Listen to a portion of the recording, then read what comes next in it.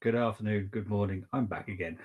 Literally just on a show, and as the show ended, there was breaking news that have was fed through us, and the news obviously is the chat that Bukayo Saka has verbally agreed a new extension with Arsenal, which, as Brenny has already put in the chat, it is fantastic news, it is brilliant news. I will share the screen with you very shortly. Big up to Tony. It is big news. It's massive news. It's fantastic news for all the Arsenal fans, but slightly worried about it. I personally wasn't one of the Arsenal fans that was worried about him not signing a new deal. I was very confident, but we have to thanks to, and I'm going to have to put up the proper screen here for me to read, to big up to Sammy Mockbell from the Daily Mail. He is the person that has quoted it, and also I will just say that Barcelona have just scored against Man United, so that's obviously breaking news. Arsenal closing in on new Bukayo Saka contract. Important progress made. Crucially, the player expressing his overriding wish to stay. Small details still need finalising, but direction of travel is positive. Pay will be minimum £10 million a year. That works out to be about £190,000 a week if it's minimum, but I'm going to guess it's more to do with around the 200, which would be like Thomas Partey stage. Big up to Luke saying, "I should keep breaking news all night and force Bobby to stream all night." No, thank you very much. I'd rather not. But if it's positive news, the army will do their best to bring it to you. But yeah, it's brilliant news. Absolutely fantastic. I have to be honest. It's a slight shame that I don't have anyone to actually like talk to about this other than people in the comments. It's a bit difficult to talk to them about it by myself. But me personally, I am absolutely delighted that Bukayo Saka has verbally agreed. Well, I'd say the small details is probably image rights and it's very small little details, bonuses and stuff like that. But once you've got the ballpark figure set up and sorted, it's never too tricky to get it over the line. So yeah, it's brilliant news for the Arsenal. Obviously, we just automatically signed the contract extension that we could do, and here is Brenny. Big up to Brenny. How you doing, mate? Hello, hello, hello, hello. How you Right, doing? yeah, Yeah. all good yourself. Yeah, well, I've just done the preview show, and I obviously the know, I breaking know. news.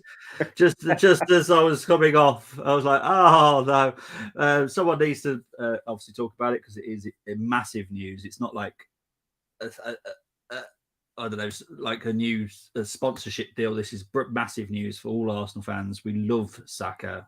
He's one of our own. Hundred So, percent. so we are very happy. So, what's your thoughts, Brenny? Oh, tell you what, great news. I mean, we've been waiting how long for this? I mean, well, it was just. I always thought in the back of my mind, I thought, oh gosh, I hope Man City or one of them other clubs, don't snap him up. And it was a bit of a worry, but you know what? It's when you look at how well we've done in the last few months, it's a no-brainer really because you know you could see he loves playing for us. He is he's an Arsenal fan. Halen boy, he just you can see he wants to just be at a club and improve. You know, season after season, he can see that he wants to be here for in the long term. You know what I mean? So it's um it's great news, and he's only going to get better. And to tie down one of the best players, one best young players I've seen at the club for a long period of time. I mean, when we were younger, Dave Rocastle was my favourite player. Yeah, Rest in peace, Rocky. And you know, he was already Dave Rocastle was already a warrior at 19 years old. yeah, And then when we talk about young players, it's like I looked at Jack Wilshere and I thought he was going to be the real deal, and I thought he would have been if it weren't for all those injuries. So yeah. So to tie down Bukayo, it's massive for us. And right now, it'll only give the club a lift. And with the Leicester game coming up as well, tough away games, we know. Obviously, I know we're going to preview that tomorrow, but yeah, it's going to give the whole club a lift. Yeah. So, are you concerned about the amount of money? Because I have to be honest, me personally, I don't care. It's No, not my money. yeah, But I'm guessing exactly. there's going to be some parts of the fan base like going really 200,000 because that's pretty much how it's going. Ballpark. It's about 190 to 200,000. So, Yeah, for me, I don't care how much Martinelli's now on 180,000. No one's batted an eyelid to that. So I'm not going to batter an eyelid at Saka getting 200. He's one of our best players. He should be on the best money. Jesus is on 265. Party's on 200. The best players should be on the best money for me. yeah, So I you agree. concerned about the money? No, not at all. Like No. yourself, I'm not concerned. Yeah. To be honest with you, I never was concerned years ago. With regards to the wages that our players were on, Yeah. and yeah, I mean, I'm not bothered about it now because we know what sort of performance he's going to get from Saka. You Yeah. know, we know what, and he he's one of those that he goes on, he steps onto that pitch like he's playing football in the park. Yeah. He's playing on grass with no nets, no goalposts, no net. You Yeah. know what I mean? That Coats kind of down for attitude. the posts. As we used to do at the park. Exactly. So, and then yeah, and then guess exactly how high the actual crossbar is. Like, no, my goal's bigger than that. I remember the good old days of good old you know park. what I mean? So yeah, it's no, I'm happy. I'm over the moon for that. I think we all are. Yeah. All of us are. And from it just leaves the Saliba. Hopefully, he can Yeah. sign a contract as well. Just leaves him, and you know, it would give the all the club fans an even bigger lift. But Yeah. The so Saliba one, because obviously there's only a certain amount we can talk about Saka until he's actually officially signed, and of then course, obviously we'll do a stream then. But Saliba one is obviously a bit more of a tricky one. His agent is playing agent games, as I like to call them. mm, You slightly concerned that if he doesn't sign a new deal for Saliba? I will be. I mean, I know he's not been at his best in recent weeks. We know that. Yeah, But what he showed in pre-season at the start of the season, before the World Cup, there was some incredible performances from him. I felt, and he's young. He'll only get better. You know, for me, what's happening right now, it's a blip, but you know, I think um he'll get to that level that he got to at the beginning of the season.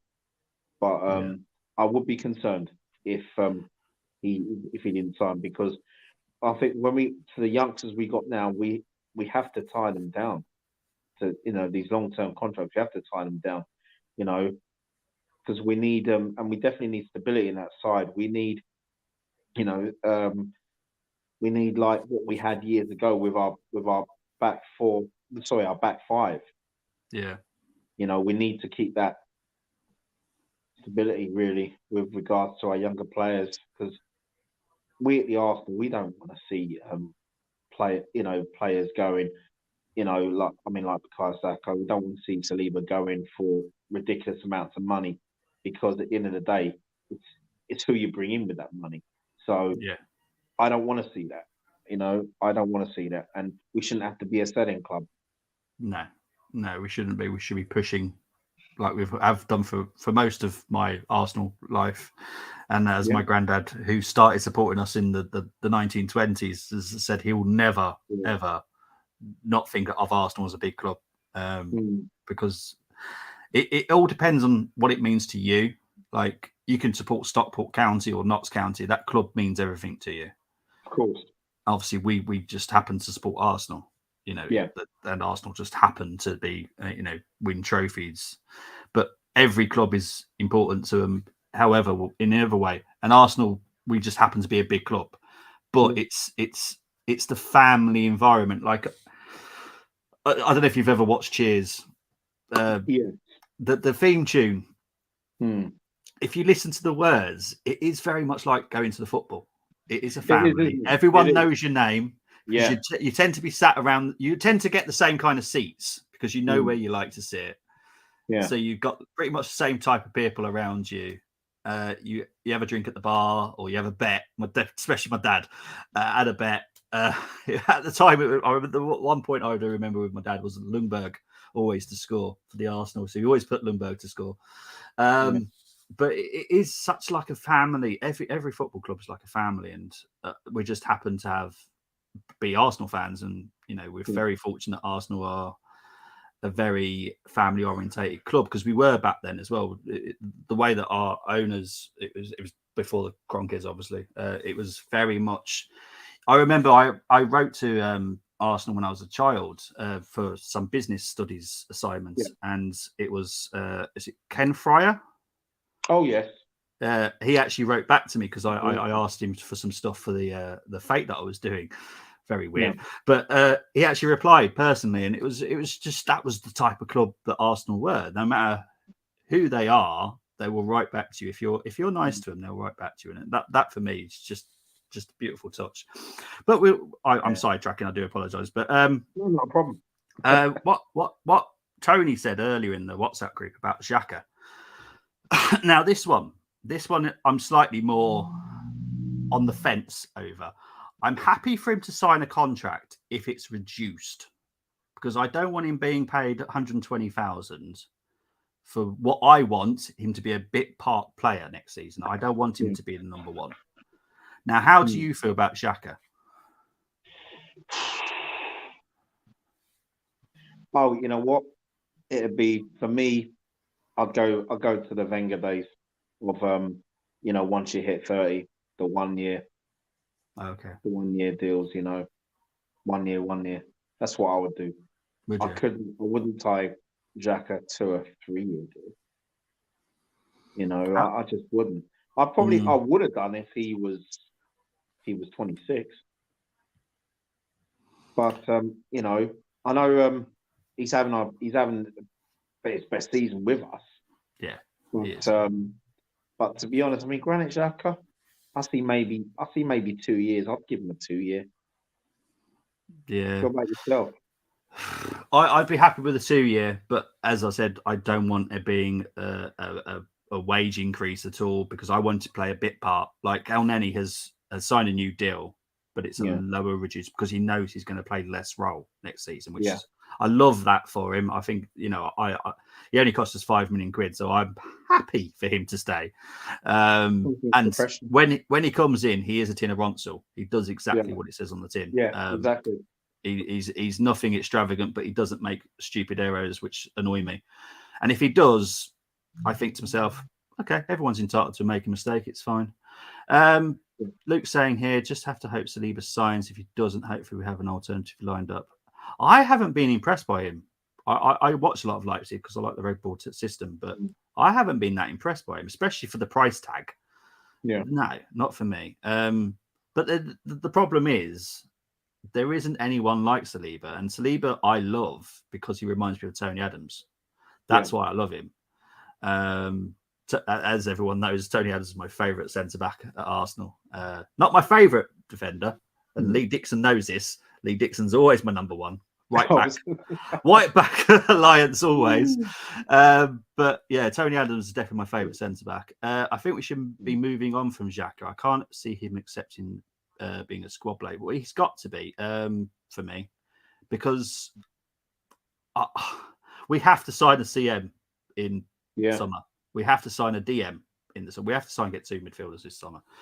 And Xhaka's going to have to be perfectly happy to not be the number one player on that, because the last few games he hasn't been as good as he has been, and that's fine. Everyone's allowed a little bit of a blip, but I can just see him not fitting the system perfectly at the moment. And a lot of us have been doing when I do the teams for the previews. A lot of people have been dropping in, putting Zinchenko in there. Zinchenko is definitely a better option for me.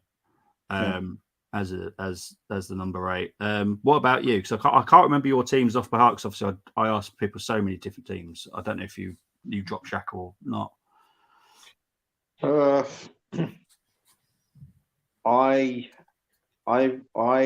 wanted the last team I picked against Villa. I dropped Xhaka. Oh, okay. I dropped him playing because he's played too many games this season. He's played a lot of games, you know. Yeah. And I felt in recent weeks he's not been at his best. You know, and I thought, well, but have Zinchenko coming into the midfield, you know, it had been alongside Jorginho because I'm sure I wanted Partey to start, but Partey wasn't fit. So that's why I was looking at a midfield with Zinchenko, Jorginho, Kieran Tierney at left back. Yeah. So that was the only reason why I left Granit Xhaka out. Yeah. I think a lot of people did. I don't think many people went for Xhaka in the last squads, if I remember correctly. I think we had about 8 or 9 different squads. Obviously, we're doing it again tomorrow, so it'll be interesting what people change for the Leicester game. But it's going to be an interesting one because obviously Leicester's midfield on its day is pretty strong. You got Maddison, Tielemans, Mendy. They're the 3. Even if Dewsbury Hall's there, that's still a strong backup option or rotation now, whatever you want to call it at Leicester. So it's going to be an interesting. I can't believe Man United are still losing. It's entertaining. They're losing. Yeah, they're losing. Lewandowski scored from a penalty, I think it was. Yeah, so because obviously me and Tony will be back tomorrow to do the Europa draw live watch alongs for the round 16. So actually, while I was talking about that, who would you actually like to face in the next round? Or are you not bothered because we can beat anybody? Do you know something? It's now I've got to think about this, right? It doesn't bother me who we play at the end of the day because there's some very good sides left in the draw. I mean, even after tonight's results, there'd be some very good sides left in the draw. Yeah.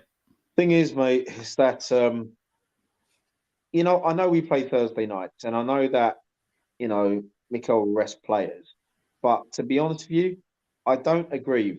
I don't agree entirely with the business end of the Europa League.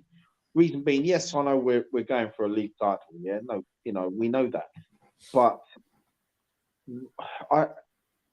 we'd be playing our league games on a Sunday, Thursday, Europa League Thursday, Sunday, Premier League. If we was playing Champions League, we'd be playing either Tuesday, or we could even play Saturday 12:30 game. It'd be 2 full strength 11s. Yeah, you know what I mean. And it'd be the same if we was playing a Wednesday. And Wednesday, if we were in a Champions League season. So I don't really see what the difference is, to be honest, because I would understand if, I know this wouldn't happen, but let's just say in hindsight, it'd be, we play Europa League at 8 o'clock on a Thursday, and then you have then you're playing Premier League 5:30 on a Saturday, and well, that's not right.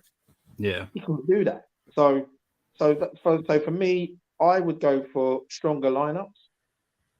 I mean, what I mean is, I would you could rest a couple of players, 2 or 3, but I wouldn't rest 7 or 8. No way, because then there's no point. There's no point in being in a competition, really. Yeah, you know what I mean. I understand the group games.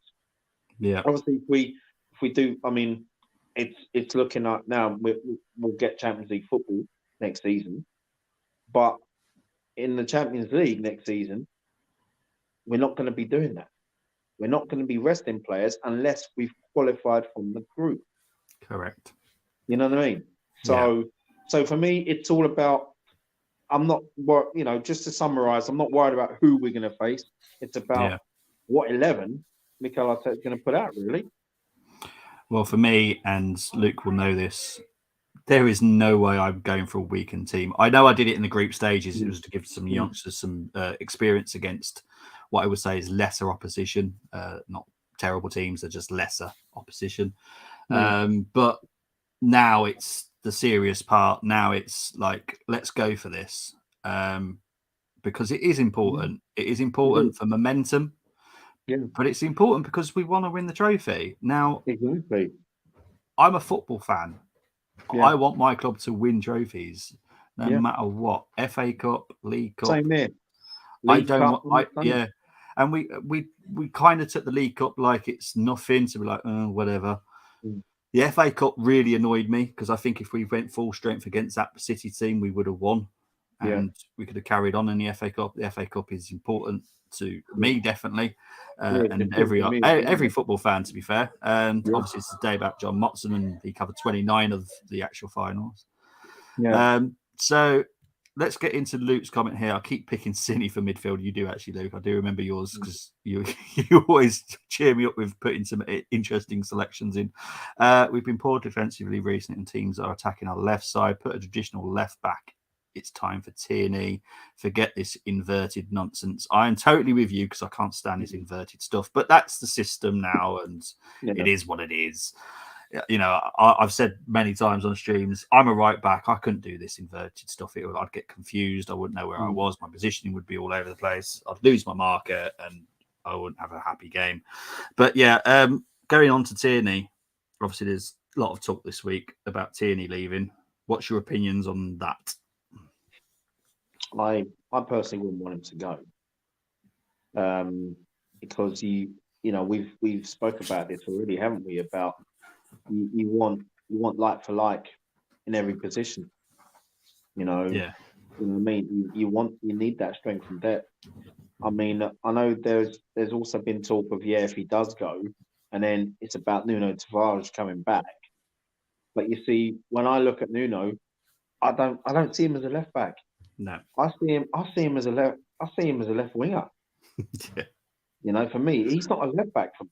So if Tierney is going to go, then you got to get in a top quality left back in the summer. You have to. You know, I mean, at the end of the day, not just Tierney. I mean, well, I know you as well, Bobby. We want to see quality at the Arsenal. We want to see, you know, we want to, and it was something that Gunnar King said as well, that for this summer, got to sign any players you sign this summer.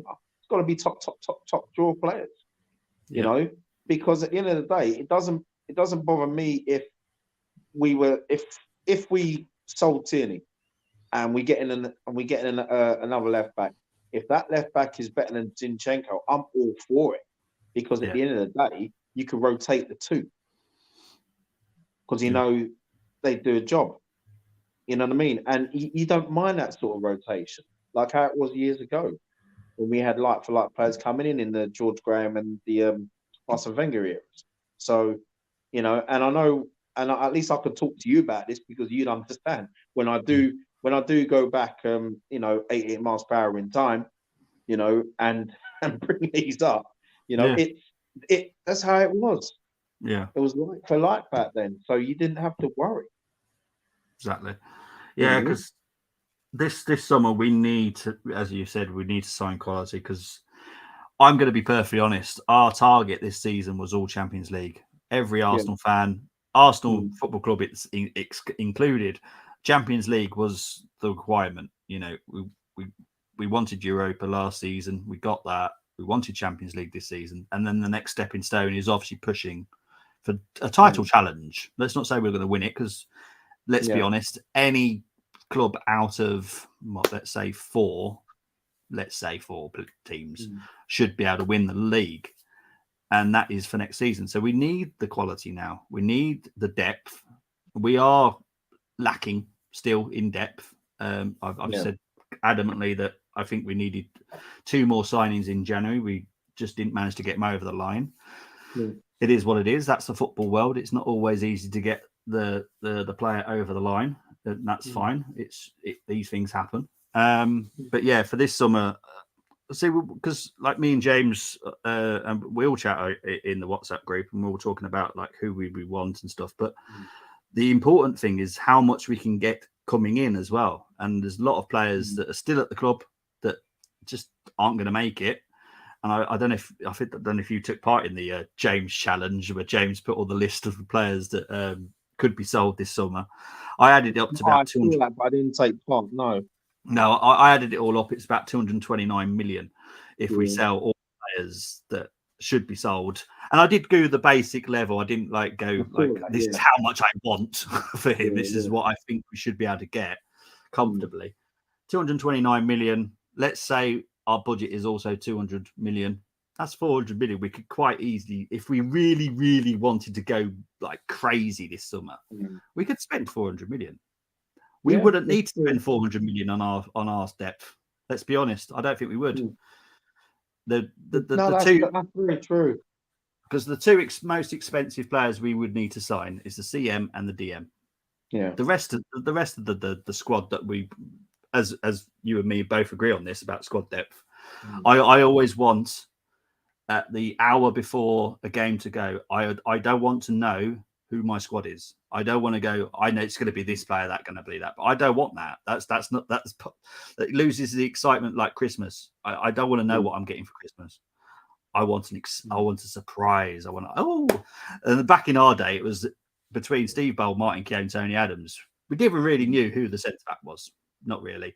Andy Linnigan, that was more like getting a wooden spoon under the Christmas tree. If he was playing, but we knew he'd do a job. Yeah, but we know he'd do a job because he was there because of a good reason. And to be fair, he was. But yeah, so I'll keep just talking. Can't keep mogging off the cops apart from Party. Everyone house has to play twice a week. Spot on. Yeah, Party is the only exception to the rule, I would say. But Jorginho, for me, this is my opinion. For the two games I've seen him against City and Villa, I've been impressed. Oh my word! Yes, his ability to find a pass, is better than Odegaard. It's just sublime. The guy can pass. He's just proved me wrong. Yeah, I'm glad he has.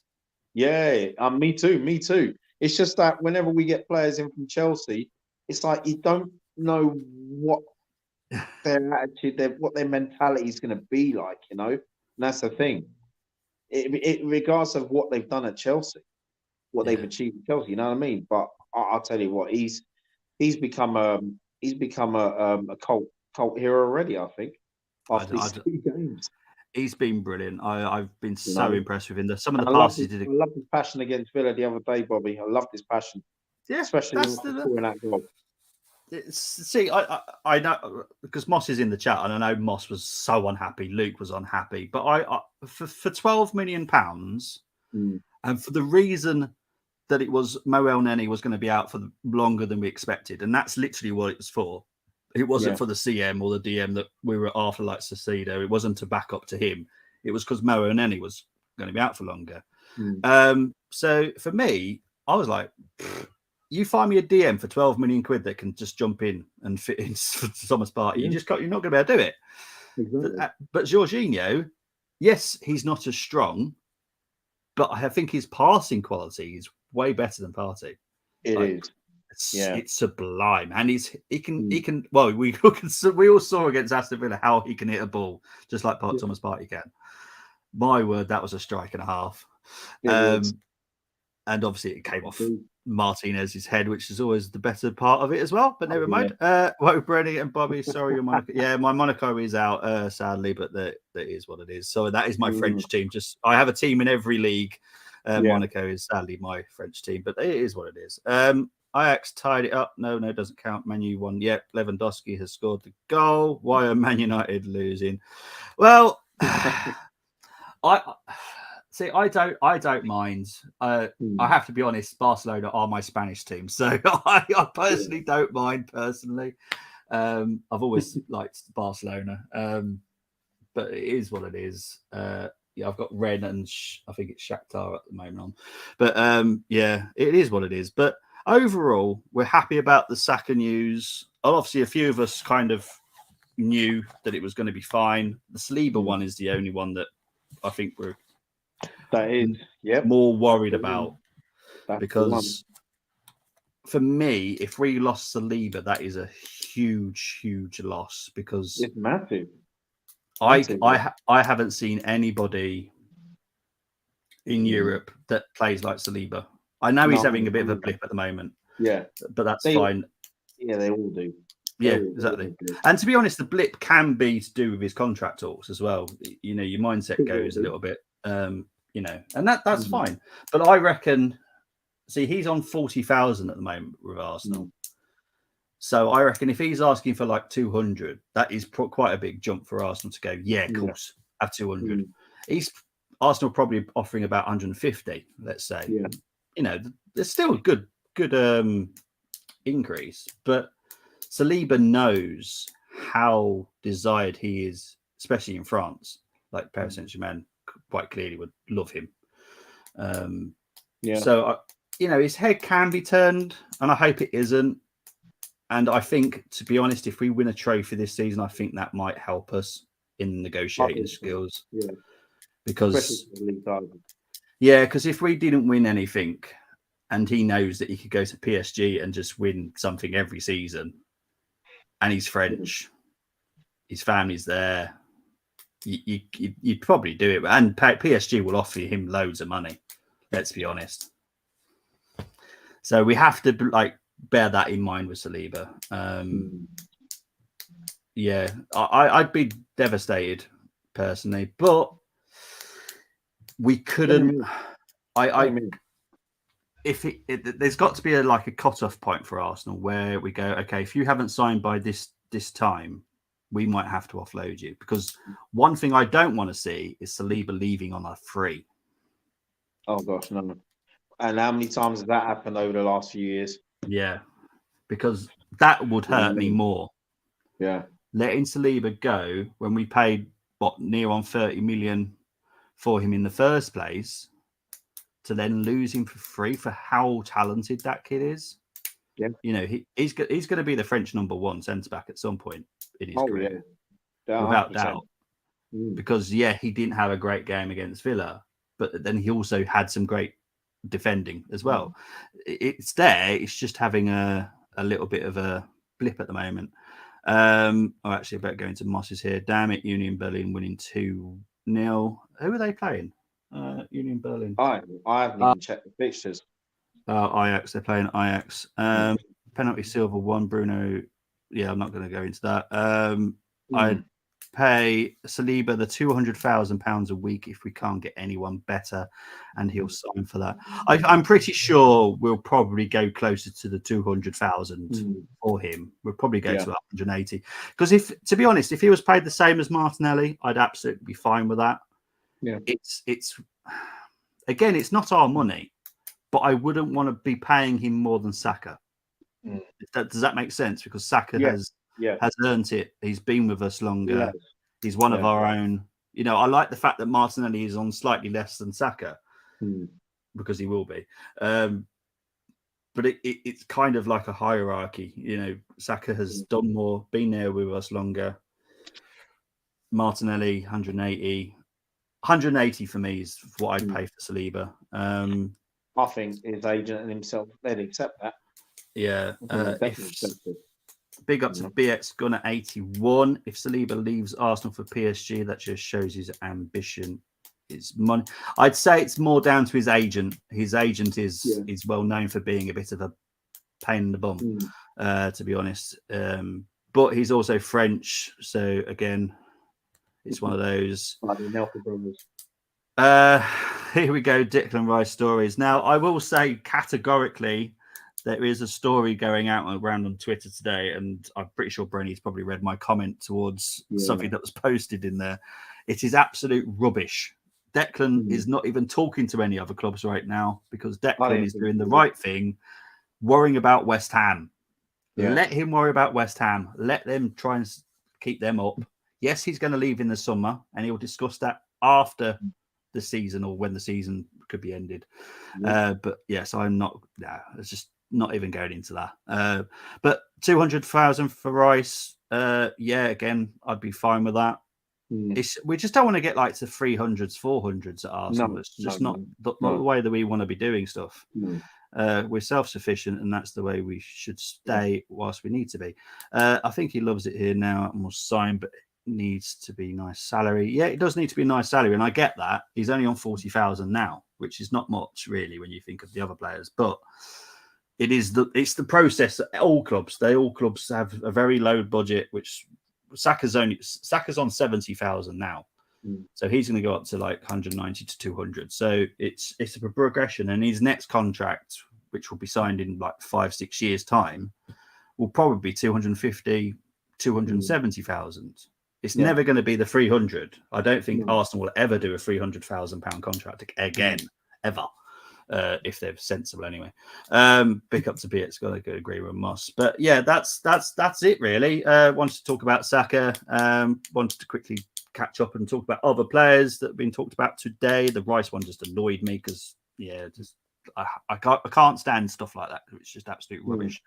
Big up to Brenny for joining me. Yeah, big up to Brenny for joining me though. It's been a privilege. Well, I'm definitely looking forward to tomorrow as well. So yeah. Yes, as Brenny says, I will be back tomorrow night with Brenny, and I believe James is joining us as well. So big up to James for joining us tomorrow. I will be back. Yes, I will be back tomorrow at 12 though as well. I've got another 2. I wasn't meant to be here tonight, but I'm here again.